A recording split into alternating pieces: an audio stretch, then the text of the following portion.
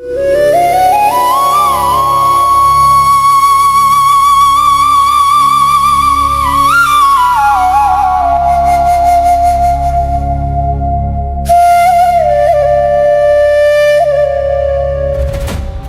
யாரை தேடி வந்தீர்கள்? இயேசுவை. உன்னுடைய வாளை உரையிலே போடு. வாளை எடுப்பவர்கள் வாளினால் மடிவார்கள். கைது செய்தவுடன் இயேசுவை நான் விசாரணை செய்த போது குருவென்ற எனது பதவியையும் அதிகாரத்தையும் மதிக்க தவறிவிட்டார். நாங்கள் குற்றங்களை சுமத்துவோம், ஆனால் அவற்றை நிரூபிப்பதில்லை. சாட்சிகளுக்குள் தெளிவில். நீ கடவுளின் மகனா? நீரே கூறிவிட்டீர். இறைவா, எம்மை மன்னித்து விடு, எம்மை மன்னித்து விடு. பிலாத்துவிடம் தீர்ப்பை பெற்றுக் கொடுப்பது எமது தலையாய கடமை. அந்த முடிவில் ஏதாவது மாற்றம் உண்டா? பிலாத்துவிடம் அவரை கூட்டிச் செல்வோம். அவரே தண்டனையை வழங்கட்டும்.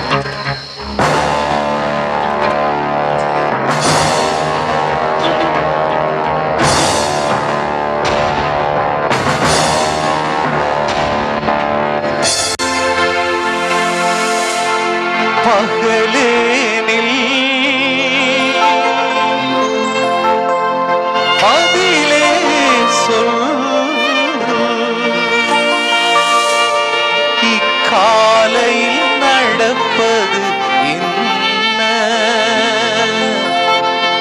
கோயில் சாலையில் கேட்பது என்ன? கோயில் சாலையில் கேட்பது கொல்ல வேண்டும், கொல்ல வேண்டும், கொல்ல வேண்டும், கொல்ல வேண்டும், கொல்ல வேண்டும், கொல்ல வேண்டும், கொல்ல வேண்டும், கொல்ல வேண்டும், கொல்ல வேண்டும், கொல்ல வேண்டும், கொல்ல வேண்டும், கொல்ல வேண்டும், கொல்ல வேண்டும், கொல்ல வேண்டும், கொல்ல வேண்டும்,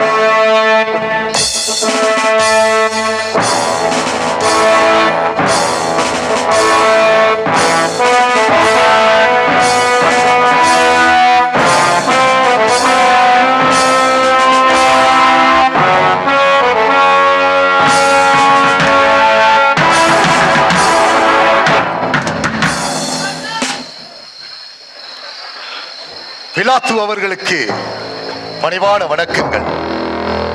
வணக்கம் வணக்கம். பொழுது புலர்ந்தும் புலராதை காலை வேளையில் தங்களிடம் வரவேண்டிய நிர்பந்தம் ஏற்பட்டுள்ளது. நேற்றிரவு தலைமைச் சங்கம் கூடியது. புரட்சிக்காரன் ஒருவனை குற்றவாளியாக கண்டு அவனை உம்மிடம் ஒப்படைக்க வந்துள்ளோம். உங்களுக்கு சட்டங்கள் உள்ளன, பின் எதற்காக என்னிடம் வந்தீர்கள்? ஆளுநர் அவர்களே, எவருக்கும் மரண தண்டனை வழங்க எமக்கு அதிகாரம் இல்லை. தேவை ஏற்படும் போது கல்லால் அறிந்து கொள்வீர்கள். ஆளுநர் அவர்களே, ரோமை பேரரசுக்கு எதிரான தேச துரோகத்தை பற்றியது. சமயம் உங்களது அரசியல். அரசியலே எனக்கு சமயம். மக்கள் மத்தியில் உள்ள உங்கள் அரசியல் பற்றி எனக்கு விளங்கும்.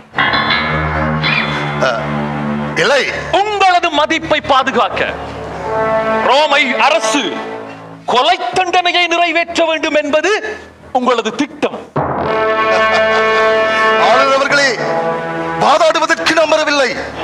ஒரு குற்றவாளி இயேசுவை கூட்டி வந்துள்ளோம்.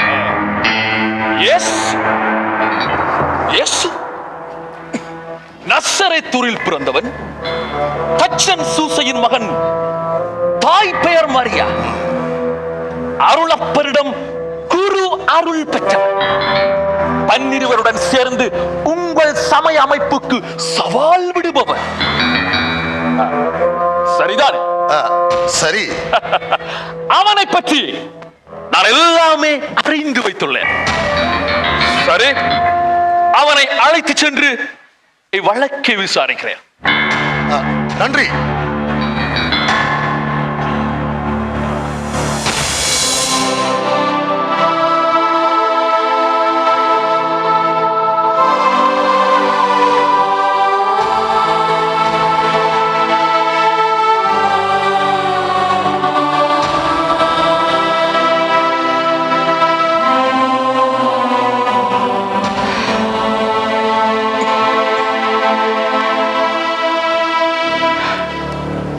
இயேசுவே,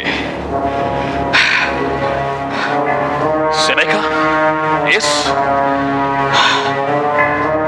இந்நகருள் யூதர்களின் அரசன் என்ற போர்வையில் பவனி வந்த இப்புரட்சிக்காரன் ரோமை பேரரசுக்கு பெரும் சவாலாகவே இருக்கவும் போகின்றான். விடுதலை தலைவர்கள் எவரையும் ரோமை பேரரசு அனுமதித்ததில்லையே.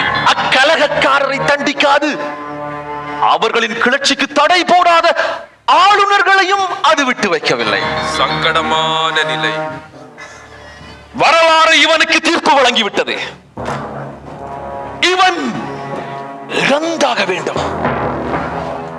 ஆனால் இவனது இறப்பு என் ஆணையால் அல்ல, தலைமைச் சங்கத்தின் தூண்டுதலால் வந்ததாக வரலாறு கூற வேண்டும். இக்கர்மத்தில் உங்களது அரசியல் சாணக்கியமும் யூத சங்கத்தினரது பதவி வேட்கையும் சங்கமமாகிறது. அது ஒரு சாதனை, வேதனையும் தான். அரசியலில் நியாயம் அநியாயம், தர்மம் அதர்மம், நேர் கோணல் அப்படி எதற்கும் இடமில்லை. சுயநலம் சுயநலம் அதுதான் இவ்விளையாட்டின் உந்து சக்தி. செனகா, நான் எவ்வாறு இவ் அரசியல் சதுரங்கத்தில் காய்களை நகர்த்தப் போகின்றேன் என்பதை பார்.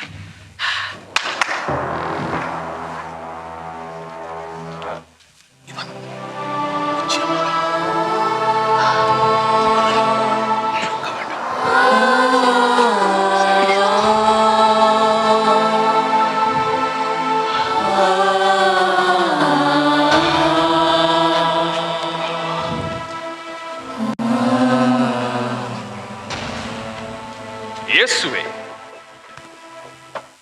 உனக்கு உனது மக்கள் மத்தியில் பெருத்த செல்வாக்குண்டு. தனிப்பட்ட முறையில் உனக்கும் எனக்கும் எத்தகராறும் இல்லை. நீங்கள் யாரையும் வணங்கலாம், எதையும் பின்பற்றலாம், எத்தகைய கருத்துக்களையும் வெளியிடலாம். எனக்கு தெரியும், நீங்கள் எங்கள் பேரரசினை உள்ளத்தால் பொருட்படுத்துவதும் இல்லை, போற்றுவதும் இல்லை. ஆனால் ரோமை பேரரசின் அதிகாரத்துக்கு சவால் விடுக்கும் எந்த முயற்சியும் தவிடு பொடியாக்கப்படும்.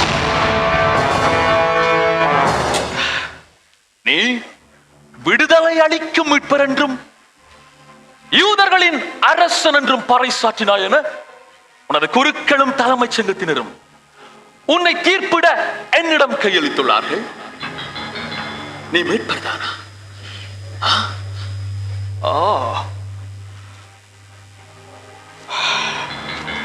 உன்மேல் பாரதூரமான குற்றம் சுமத்தப்பட்டுள்ளது. அதன் கனாகனத்தை உணராது நீ ஏன் மௌனமாக நிற்கின்றாய்? உன்னை கொல்லும் அதிகாரம் என்னிடம் உண்டு என்று நீ அறிவாயா? நான் விரும்பினால் உன்னை விடுதலையாக்கவும் முடியும் என்பதை நீ உணர்வாயா? மேலுலகில் இருந்து உமக்கு கொடுக்கப்படாதிருந்தால் என் மீது எந்த அதிகாரம் உமக்கு இருக்காது. உன் கனவுலகின் கதையை கேட்பதற்கு நான் ஓய்வு பெற்ற ஆளுநன் அல்ல. நாம் இருவரும் ஒரே உலகில் தான் வாழ்கின்றோம். என் கேள்விக்கு நிதானமாக பதில் சொல். நீ உண்மையாகவே யூதர்களுடைய அரசன் தானா? இதை நீராக கூறுகின்றீரா, அல்லது இப்படி மற்றவர்கள் என்னை குறித்து உம்மிடம் சொல்லி இருக்கின்றார்கள்? நான் யூதனா என்ன? உன்னை உன்னுடைய மக்களும் குருக்களும் என்னிடம் நீதி வழங்கும்படி கையளித்துள்ளார்கள். என்ன செய்தாய்? எனது அரசு இவ்வுலகத்துடன் ஒட்டியது அன்று. அது அப்படி ஒன்றென்றால் என் காவலர்கள் யூதர்களுக்கு எதிராக போர் செய்திருப்பார்கள். எனது அரசு இவ்வுலகை சேர்ந்ததல்ல.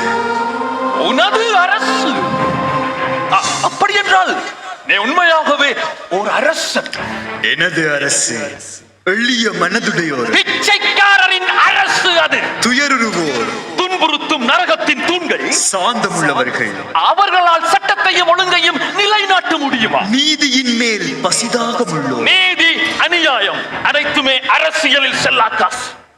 இரக்கமுடையவர்கள், பலவீனர்கள், தூய உள்ளத்தோர், தூக்கி எறியப்பட வேண்டியவர்கள், அரசியலுக்கே அருகதையற்றவர்கள், அமைதி விரும்பிகள், அமைதி விரும்பிகள். அவர்கள்தான் பயங்கரவாதத்திற்கு தூபமிடுபவர்கள். எனது அரசு அன்பின் அரசு, அருளின் அரசு, அமைதியின் அரசு. அவ்வரசை நிறுவவும் உண்மைக்கு உறுதி கொடுக்கவும் உலகில் உதித்தேன்.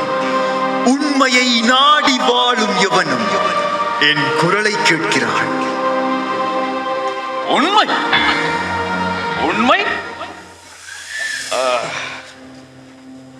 உண்மை என்றால் அது என்ன? யூத மக்களே,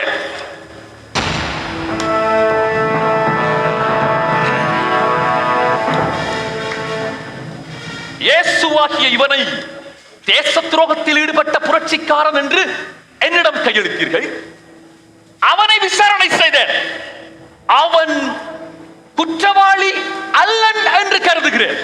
இல்லை குற்றவாளி, இல்லை குற்றவாளி, குற்றவாளி, குற்றவாளி. ஜெருசலேம் பக்தர்களே, உங்கள் மேல் நான் வைத்திருக்கும் மதிப்பை நீங்கள் நன்கு அறிவீர்கள்.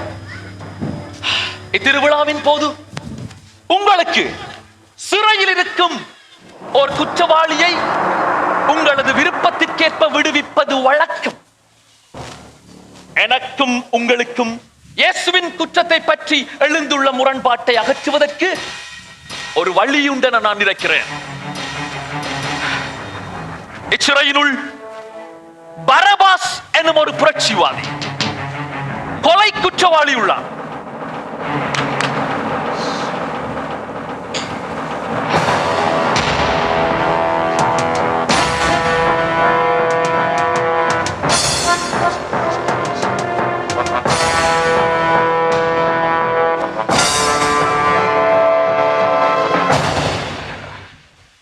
யாரை விடுதலை செய்ய வேண்டும் என நீங்களே தீர்மானியுங்கள். பரபாஸையா, இல்லை உங்களது அரசன் என கூறும் இயேசுவையா?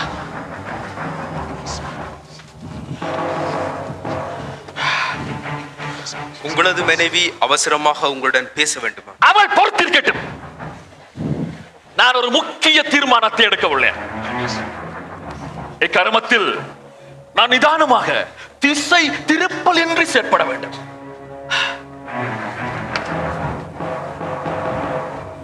ஒரு முடிவுக்கு வந்து விட்டீர்களா? ஆமாம், ஆமாம். உங்கள் முடிவுதான் என்ன? நான் எதை செய்ய வேண்டும்? பரபாஸ் விடுதலையாக வேண்டும் என்பதுதான் எங்களுடைய ஏகோபித்த விருப்பம், வேண்டுகோள்.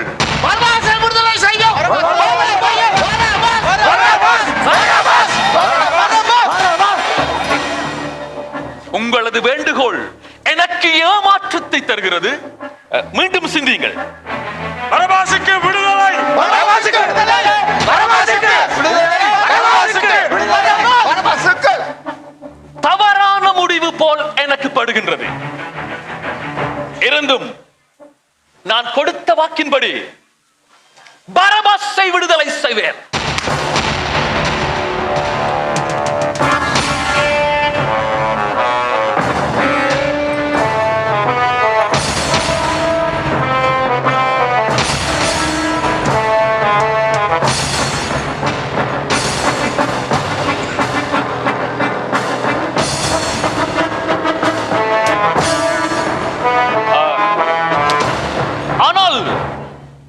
ஆனால் இந்த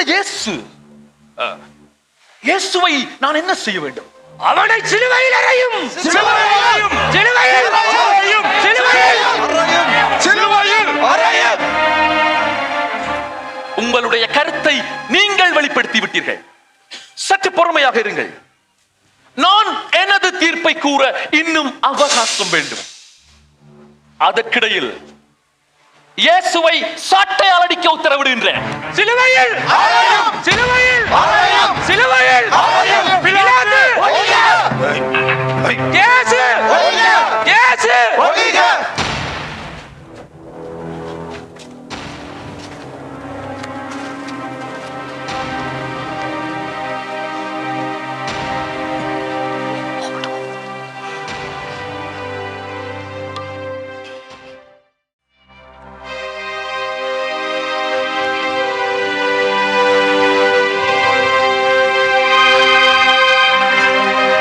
மனிதமெனும் ஆலயத்தை மனிதர்கள் ஏன் இடிக்கின்றீர்? புனிதம் பொழி திருவிளக்கை புல்லர்கள் ஏன் அணைக்கின்றீர்?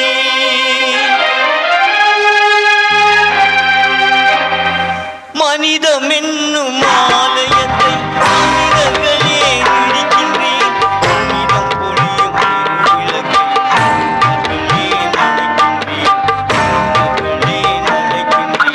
மனிதம்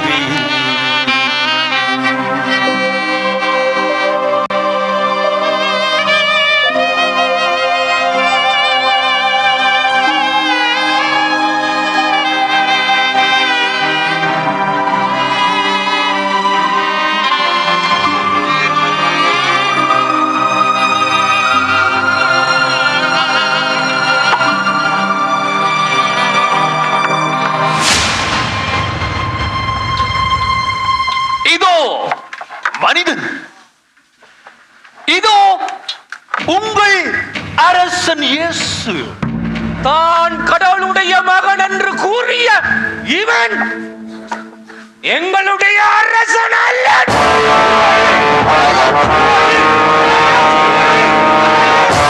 உங்களுடைய அரசனை நான் எவ்வாறு சிலுவையில் அறைவது? சீசன் அல்லாது வேறு அரசர் நமக்கு இல்லை. சிலுவையில் சிலுவையில்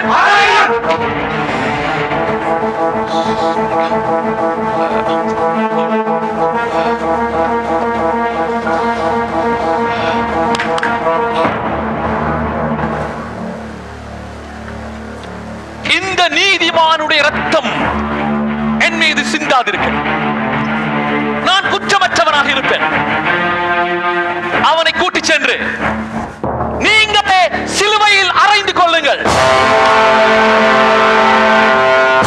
அவருடைய ரத்தம் உங்கள் மேலிலும் உங்கள் மக்கள் மேலிலும் இருக்கட்டும்.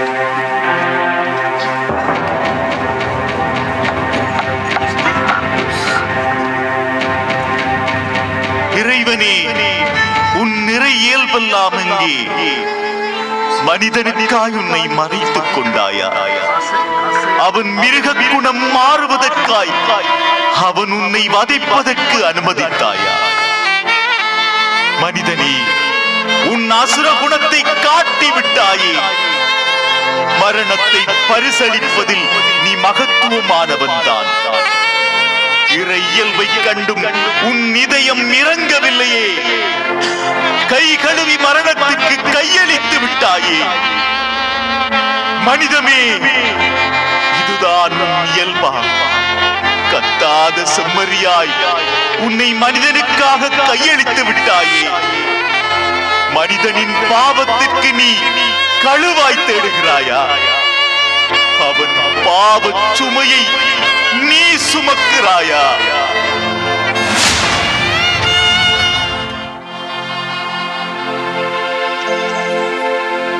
மரத்தாலே வந்த வினை ஒரு மரத்தாலே அழிந்தொழிய மரத்தையே ஏற்ற பரனே, மரத்தையே சுமந்துகளு மரத்திலே சரிய பலி களம் நோ